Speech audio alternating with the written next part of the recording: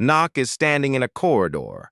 It is 9 p.m. on a Friday. Behind one door, men are banging on the wall. The music stopped and they want to know why. Behind the other door, her mother is calling out, weakly, but loud enough to hear over the wall. The music won't stop, and her mother can't make it stop herself. Ngọc cannot open both doors. She can only open one. Ngọc is 44. She runs a small karaoke parlor in a narrow alley in Dong Da, one of Hanoi's oldest residential districts. 6 private rooms, no staff, no manager, just Ngọc. She cleans the rooms herself. She fixes the equipment herself. She counts the cash herself. Her parlor is not a glamorous place. No LED lights, no cocktail menus. It's the kind of place where factory workers share one bottle of Bia Ha Hanoi and sing the same 4 songs for 3 hours. Ngọc knows her regulars not by their names but by their songs.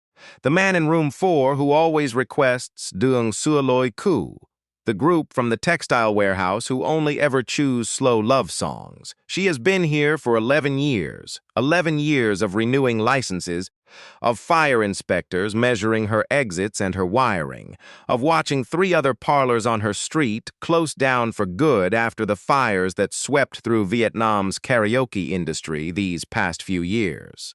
Hers passed every inspection. She made sure of that herself, room by room. The parlor is not beside her home, it is inside it.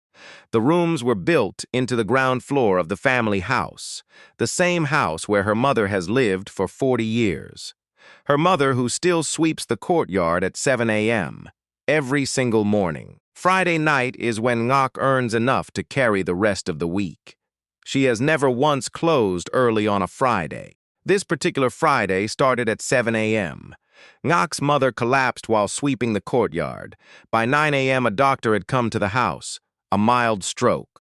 No hospital needed, but complete rest and complete quiet for at least 24 hours. By 11 a.m., Ngọc looked at her booking list. 6 rooms, all full, starting at 6 p.m. She picked up her phone and called her younger sister. Her sister answered. Her sister's child was sick. Her sister could not come. Ngọc put the phone down and kept preparing the rooms. That was the moment she understood she would carry this night alone. At 6:30 p.m., the first group arrived. 8 men from a construction site, already loud, already happy. One of them asked Ngọc to turn the speakers up as high as they could go. She smiled and said she would check. She walked to the back room. Her mother was lying still, propped against the pillow, eyes open. The bass from room 3 was already moving through the wall, not loud enough to hear clearly, but enough to feel. Ngọc went quietly to the control panel. She reduced the speaker limiter by 30%, a setting she had never once used before. 7 minutes later, the men knocked on the door and said the sound was broken. They weren't rude. They were simply right. They had been here before. They knew what the room was supposed to feel like. Ngọc smiled and said she would look into it. She walked back to the control panel and moved the limiter up. Just a little. Enough that they would stop complaining. Her mother would be fine. The rooms were almost full. She just needed to get through the night. That felt like a solution. It wasn't. By 9 p.m. it was worse. Room 2 had stopped singing completely and was waiting for a speaker repair. Room 5 was calling her phone over and over. And then, from behind the back room door, Ngọc heard her mother's voice. Thin, but trying to carry over the wall. Not a cry of pain. Just her name, called twice. Her mother couldn't make the noise stop herself.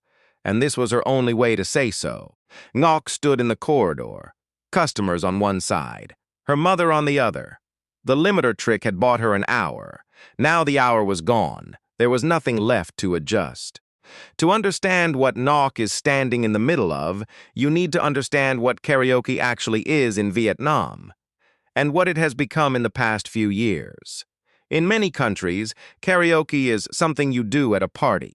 It's performance, it's embarrassment or applause. In Vietnam, it's something different.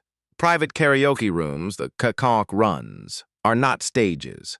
They're small, sealed spaces where ordinary people go to feel something they can't feel at work or at home. A middle-aged man who never talks about his feelings will sing a song about loss so honestly that his friends pretend not to notice he's crying. The private room matters because it's private. No audience, no judgment, just the song and the people who already know you. This is why the volume matters so much. Turning the sound down doesn't just change the acoustics. It changes what the space feels like. The music is supposed to be bigger than ordinary life. When it isn't, the room becomes just a room. Karaoke culture in Vietnam grew fast in the 1990s, when cities were filling with people who had moved from villages, who needed somewhere to put feelings they couldn't name yet. For families like Ngọc, building karaoke rooms into the ground floor of your home was practical. The business and the family became the same thing, but the industry isn't what it was. After a string of fatal karaoke fires shook the country, the government tightened fire safety rules hard, and thousands of small parlors across Vietnam were shut down or fined for not meeting code. Ngoc's parlor survived by staying small, staying legal, staying careful. For 11 years, the arrangement between business and family held, because her mother was healthy, because there was no stroke. The walls were always thin. Ngọc simply never had a reason to truly hear it. Ngọc walks through the door to her mother's room. She sits down beside the bed. She looks at her mother's face, not the face of a patient, but the face of the woman who was still sweeping the courtyard at 7 a.m., still moving, still keeping things clean, still trying to be useful in the only house she has ever known. Ngọc picks up her phone. She types the same message to all 6 rooms. A problem with the equipment. She is very sorry. Tonight she must close early. She will give each group a free session on their next visit. She turns off the corridor lights. She turns off the control panel. The building goes quiet. It is the first time in 11 years that a Friday night has gone silent before midnight. Her mother doesn't say anything. Neither does Ngọc. They sit together, and the silence is different from every silence before it. Not a gap between customers, not 2 minutes before the next group arrives, but a quiet that Ngọc made herself on purpose for the person who has always been in the back room. By morning, the complaints have already started. Not online, not yet, but through the alley itself, the way news always travels there first. A few regulars are annoyed and say so to her face the next time they pass. One group posts about it in a local Facebook group 2 days later, not cruel, just blunt. Wasted their night, won't be coming back without an explanation. She'll spend the next 2 weeks calling regulars, explaining, apologizing, offering discounts she can't really afford. The silence she chose was real. It was right. But it was not free. Ngọc didn't discover that family matters more than money. She already knew that. What she discovered is that you can spend 11 years holding 2 things together without ever admitting they were always pulling apart. The walls were never thick enough. She just never needed to hear it until now. Have you ever built something to protect the people you love and realized too late it was also what they needed protecting from? Tell us in the comments.